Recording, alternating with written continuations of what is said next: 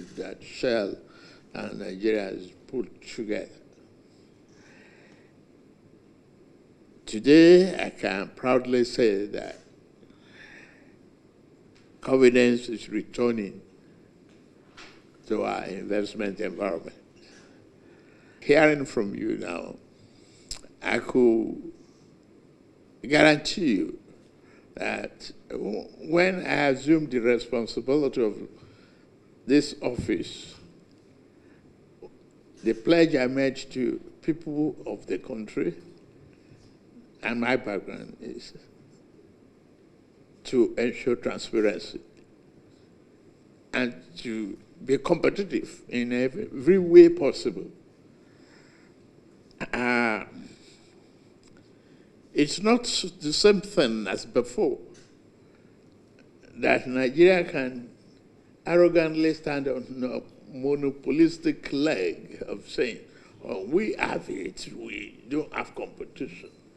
Well, if I look around my geography, I see Guyana, I see other countries struggling to attract the same investment from the same basket.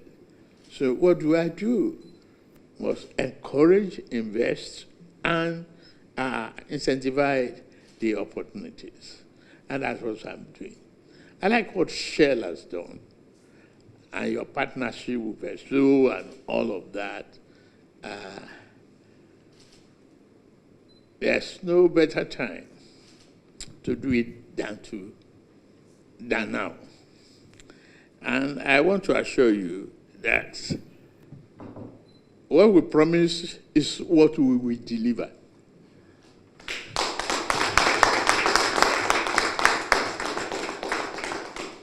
I've given instructions for them to gazette all the incentives necessary. That is an addition.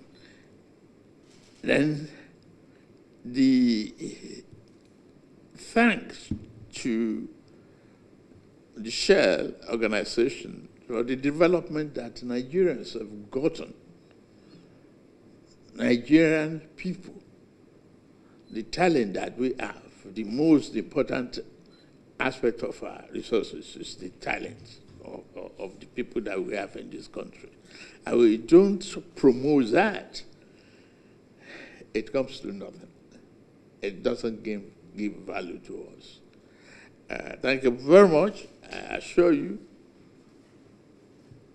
you have no question to look at what we have promised. Expect a delivery. Expect a documented and consistency in policy and application going forward. Thank you very much.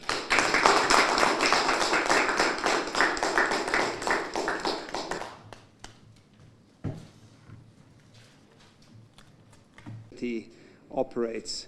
And I have to say, while you are blessed with incredible resources here underground, I'd argue one of the biggest resources I have been most impressed by is the talent that this country has, many of whom we are privileged to have in Shell, and many of whom work outside of Nigeria for Shell in multiple different locations. It is actually one of the largest groups of people working outside of their country is Nigerian staff who will come back one day and serve the country as well. As both the special advisor and the GCEO have said, we have really been in a space where we are very keen to invest in Nigeria. But I would say this has not always been the case.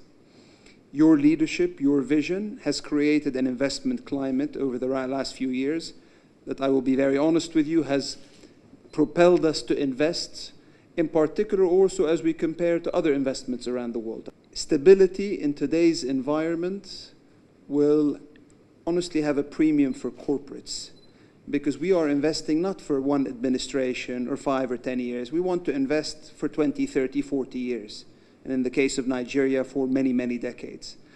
And therefore, as we look today at opportunities to be able to allocate our capital to multiple different countries, I can tell you, and I'm proud to say, Nigeria stands as one of the ones that is attracting more capital than most. That, Your Excellency, is honestly due to one reason. It is your leadership. It is what you have been able to bring. And that leadership, I would also say, has put many of the people that we are working with, your team, are amongst the best that we are dealing with anywhere in the world. And that professionalism allows us to be able to have the confidence, and I would say our partners as well, to have the confidence to continue to invest.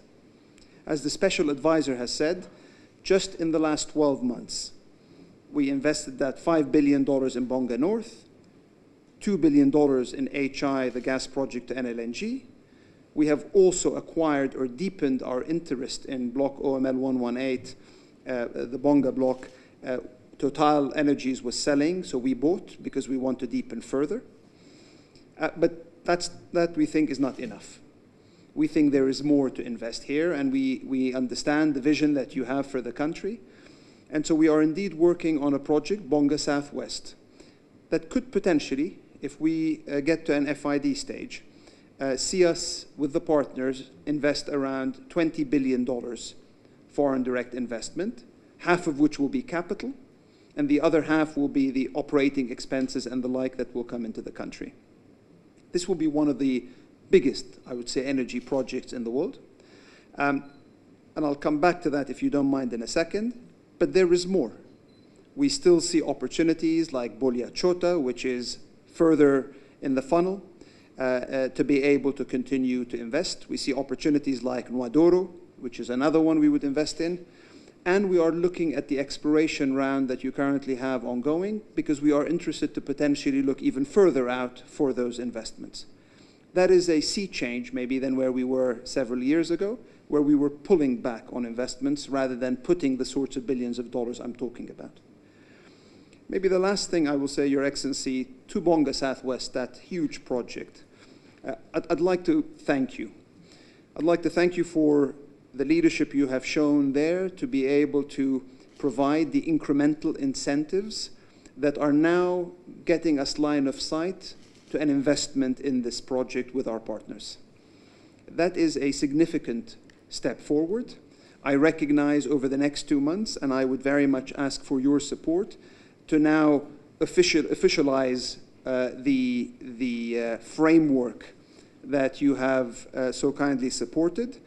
I think that allows us to now make the next move, and I am pleased to say that on the basis of what we have seen, when we walk out of this privileged audience today, our team will start the pre-feed on that project, looking over the next few months to get it to a level of maturity where we can take it into feed, and as the Group CEO as well said, eventually into FID, hopefully in 2027, and we will look to fast-track that as much as possible.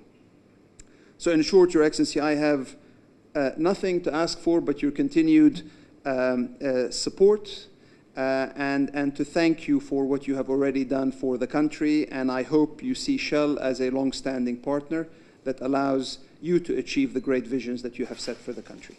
Thank you, Your Excellency.